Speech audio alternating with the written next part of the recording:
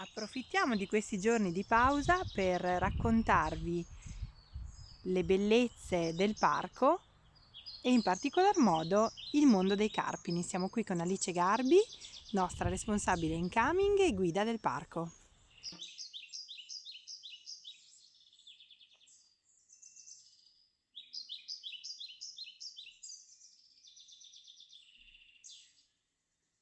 Carpini neri e carpini bianchi sono tipici un pochino di questa zona, sono piante autoctone ed erano piante che popolavano con i loro boschi la pianura padana.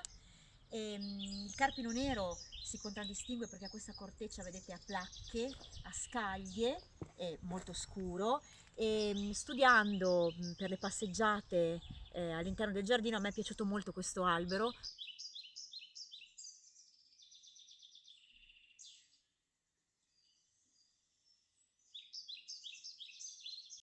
Nelle voci del bosco di Mauro Corona, anche questo è un bel libro che vi consiglio di leggere se avete voglia, insomma anche i vostri bambini.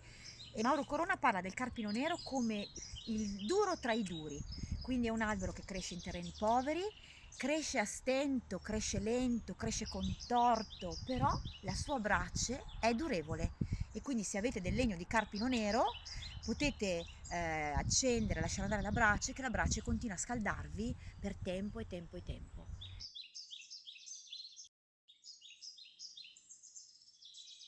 Cugino del carpino nero e il carpino bianco, la differenza è palese perché la corteccia, vedete, invece è grigia, abbastanza liscia, ha questa sorta di quasi di fasce muscolari che lo caratterizzano, grigio, liscio e non a scagliette come invece era il duro dei duri carpino nero.